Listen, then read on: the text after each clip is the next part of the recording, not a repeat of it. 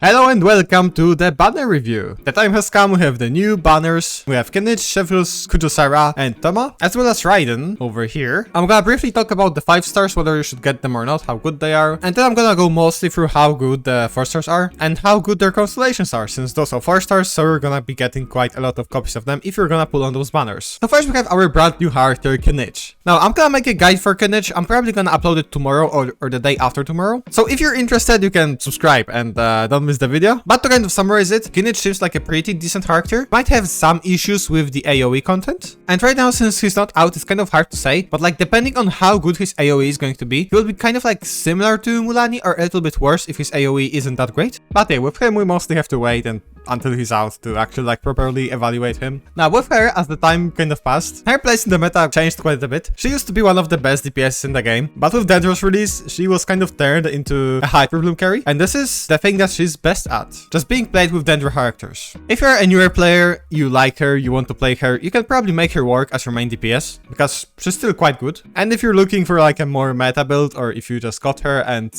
you can always just use her in a Hyper Bloom team as a Hyper Bloom enabler, just build her full EM and she's still gonna work pretty well. So yeah, that's the 5 stars. Let's move over to the 4 stars. Now first, let's talk about Chevreuse. She has not been on a banner since Navia's initial banner in 4.3, I believe. And she has been one of the most anticipated characters ever since, because she is actually quite good for a 4 star, right? She is a buffer for Pyro and Electro teams, and the buff she provides makes it so those teams are actually like quite good, while before they weren't that great because Overload isn't that great of a reaction. But now, as for her constellations, so the C1 gives you 6 energy on all of the characters except Chevreuse whenever you trigger an Overload reaction. So I guess that's nice, but it's not gonna change that much. But it will be useful, but it's not that insane. C2 gives you 2 additional hits, if I understand it correctly, when you use her E. When you hold her E, rather. Then C3 increases the skill levels, which doesn't really change that much. It gives you a little bit more single target healing, but it's only a small amount, so it's not that insane. So yeah, her C4 allows you to shoot multiple times with her elemental skill, the hold mode.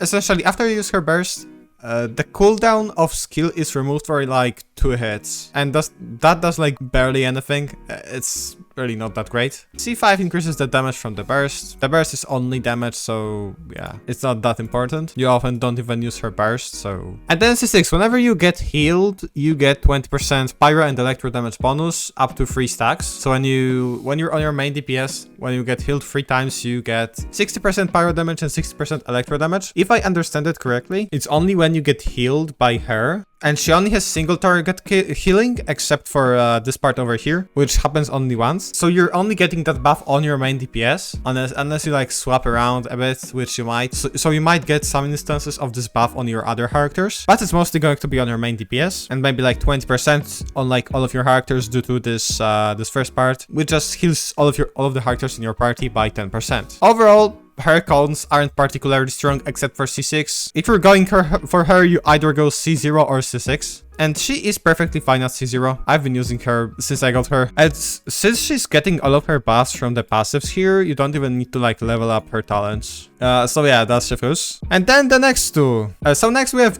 Sara. Now, she is a dedicated Raiden support. You pretty much only can use her with Raiden. She gives you a buff for 6 seconds, which is a fairly short buff, but it's long enough for Raiden to do all of her damage. Now, her buff at C0 is actually very small. Or rather, it's not very small, but it's fairly small. While at C6, it becomes high enough that it's comparable with Bennett's buff. Now, usually the like regular Raiden hyper carry is just Raiden, Sara, Bennett, and Gazra. And this is how this team used to look like, but nowadays there are different options. For instance, you can just go for Rina instead of Sara. Then you can probably get a very similar or even a better result. Especially that Sara needs her C6 to actually like compete. So yeah, nowadays she's not very great, but we can still go for her constellations. C1 decreases the skill cooldown by a bit. It really doesn't do that much. C2 increases her personal damage by a little bit, but it's really not that much. C3 is the burst damage. Her burst is like the only sizable portion of her DPS, but it's still not that great, the burst. I mean, it's nice to have it leveled up and use it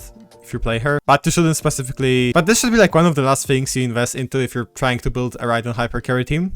because it really doesn't change that much. C4 increases the burst damage again. So from what I understand, you can use her burst to trigger her buff. And this increase just makes it so she has a bigger AoE with her burst, right? So you can more easily trigger the buff. But it really isn't that great of a constellation regardless. C5 increases the skill level, which increases her buff actually by not that big of an amount, but that's still a bit more buff, so that's nice. A bit more damage, right, for your DPS. And then C6 just gives you 60% crit damage. It is an insane constellation. And as I said, without this constellation, this character doesn't really give that big of a buff. So yeah, I guess let's move over to Thoma now. Now, Thoma has gained quite a lot of value recently. As you guys know, his skill gives him shield, his burst gives him off-field pyro application, and a bit more shield from what I understand. Now, his constellations are like fairly basic, I would say. C1 increases cooldowns of his skill and his burst by 3 seconds, which doesn't really make that big of a difference, but I guess you have that. We have the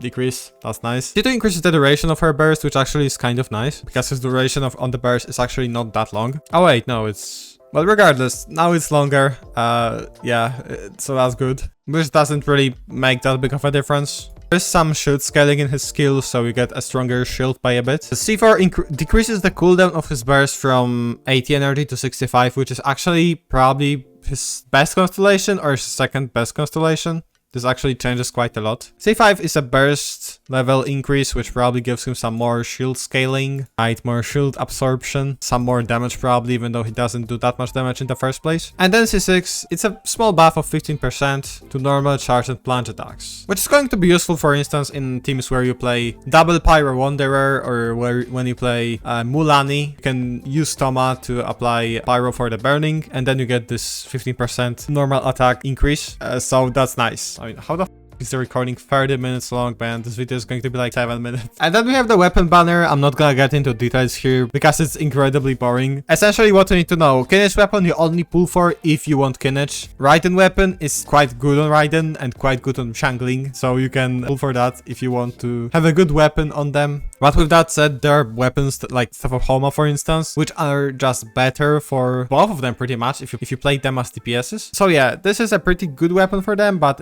there are weapons that are better. And then 4 stars. Wetziv, very good. Fav Lance, very good. Sack Sword, quite good for like Xingqiu or like Bennett if you really don't have anything better. Even though there is a Sumaru craftable, which should be better for Bennett, so we probably shouldn't use that. Sackbow, good on Diana and only really on Diana if you still are using her. And then Rain Slasher is Rain Slasher. So while it can be used on some, like in some situations, on like Diluc for instance, or maybe Gaming, it's not that good of a weapon. So yeah, that's gonna be it. If you have any more questions, let me know in the comments, and I will see you in the next one. Goodbye.